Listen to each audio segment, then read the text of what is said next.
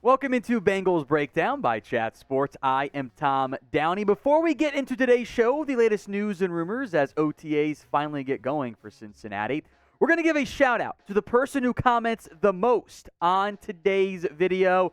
In the previous high on this channel, still pretty low. It's only about 20.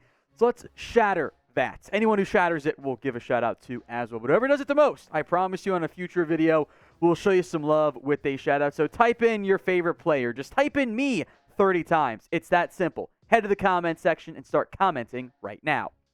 We begin with even more on Joe Mixon. If you're getting annoyed by it, I get it. But hey, it's a big talking point around national media. ESPN reports the Bengals are expected to keep Joe Mixon, which does track what has been previously said, most recently on this show with Zac Taylor's comments. He's backed him throughout the offseason, despite the consistent rumors / outright reports from places like The Athletic of a potential pay cut request coming from the Bengals to Joe Mixon. But I think what Fowler reports here is kind of what we've said in the past when discussing these conversations. There hasn't been a lot of momentum around him getting cut. They got it in the 5th round, referring to the running back, with running back Chase Brown out of Illinois. So as of now, they appear set with their lineup as they try to run it back for a Super Bowl run. Whether or not Fowler meant to make the slight pun of using the phrase run it back, how about RBs? Who knows? But I think he's right. There is Joe Mixon on this roster. And I like Chase Brown. We've talked about him before on the show. I think he was one of my favorite picks by the Bengals, a full round steal for my own personal grades. You have Chris Evans. You have Travion Williams, and that's a good group when Mixon leads the way, contract notwithstanding. If you don't have Mixon on that roster, I feel like we'd be talking every day about which veteran back should the Bengals sign, because a rotation of Evans, Brown, and Williams, despite there being upside, does not move the needle from a confidence reliability perspective. And I know that Mixon's numbers have been down, 3.9 yards per carry last year. Seems like every other year, odd years, he goes for 1,000 yards. He wasn't that far away last season. If he had better efficiency, maybe he'd have gotten there. Now, the offensive line, to be clear, especially in, I'd say that 2020 campaign in particular, deserves a lot of the blame for the less than stellar numbers out of Joe Mixon. And that also, of course, ignores all the off-the-field stuff he unfortunately found himself the subject of this offseason. The Bengals have stuck by him, so I think moving forward, we'll continue to focus, barring new reports, new evidence, that Mixon will be on this Bengals team. So, will he rush for 1,000 yards or more this season? Y for yes, N for no. This question is today's pinned comment. So if an ad break comes here on the YouTube side, take advantage of it. Head down there, type in Y for yes, he does, N for no, he does not.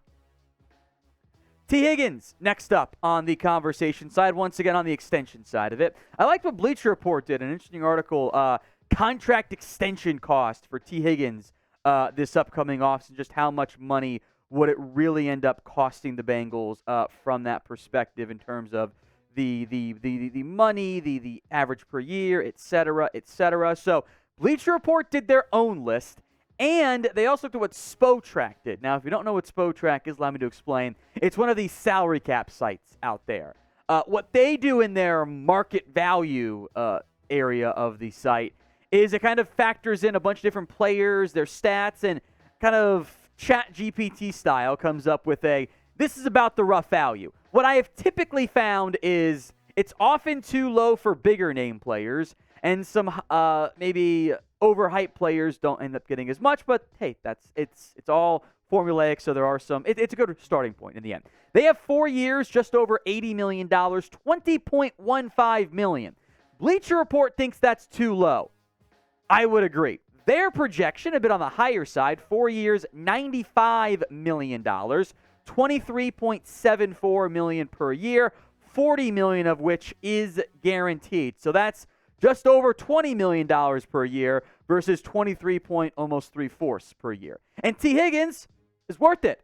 He's a perennial 1,000-yard receiver already. Now, maybe his numbers are capped a little bit because there's this guy named Jamar Chase who gets a lot of the production as well, which is certainly understandable and reasonable, but that $20 to $24 million range, I think that is correct. We'll go more in depth on that in a moment, but first, I do want to hear from you guys. We can be armchair GMs. That's fine. We're fans. What is the most that you would pay Tee Higgins per year? Sound off for me in the comment section right now. Here are the top 10 highest paid wide receivers in the NFL. And the $20.15 million number would barely make Tee Higgins a top 10 highest paid receiver. But the issue is that DJ Moore, and then Terry McLaurin, and then Deebo Samuel, and then A.J. Brown, and DK Metcalf in there too, all the same type of young, similar aged, and fairly similar production. Now, you can make an argument that Higgins isn't the number one on his own team, but if he were to be treated like the Giants or something, he'd instantly be the wide receiver one. So he is a wide receiver one talent as far as I'm concerned. That's why I think that 23 and change $1 million figure is a little bit more. If you can get Tee Higgins for $20 million, awesome. Let's ride. He would not last more than a month or so as a top 10 highest paid wide receiver because Jefferson's due for a new deal. CeeDee Lamb's going to get paid soon too. So if he were to be 9, well, he'd be 11 pretty quickly. That's why I think that maybe $23 million and change price tag, more in the Deebo-ish range, probably closer to what he ends up getting in the end. Now, if you have not already subscribed to Bengals Breakdown, please do so. I want to keep doing more Bengals videos. I love doing them from Cincinnati originally, but I can't do them if there aren't subscribers. They're going to have also have me do other things. So help us do more Bengals videos. Hit that sub button right now for more free coverage right here on YouTube.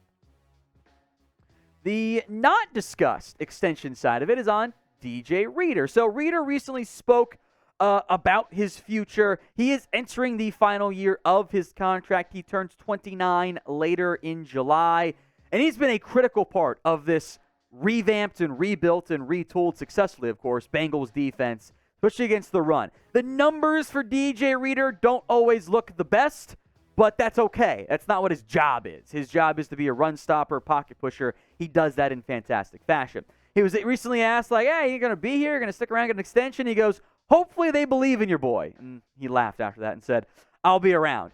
I hope that's the case. I've always liked DJ Reader's game. I am a sucker for a run stopping who can get some pressure. That is what DJ Reader does. The Bengals did not draft a nose guard this year. That did not surprise DJ Reader. He said, quote, I wasn't really surprised. I didn't think that we would take one early anyway, and then you kind of get later in the draft and you go best available for a while. You picked all those defensive players early.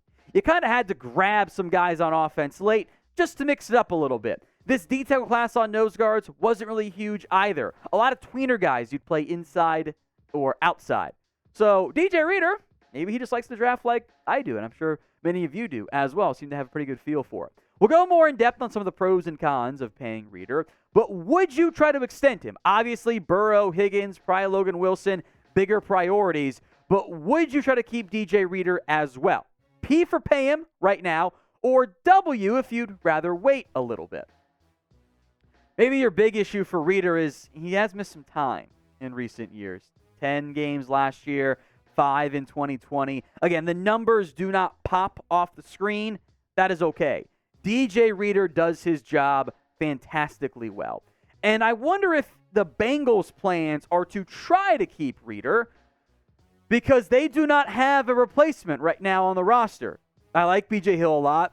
Zachary Carter's not a nose guard. There's no nose guard that goes, yeah, I can plug this guy in and feel good that he has now replaced DJ Reader. So maybe it's like a 2-year deal that's a little bit cheaper in the offseason or whenever, but I would like to keep Reader. He's not on the wrong side of 30, at least for now. Give it a month or so. But he's a good football player, and I want to keep good football players on my team. So we'll see how he plays this year. You can be patient, but I would like to keep DJ Reader if his relative play over the past couple of years continues moving forward.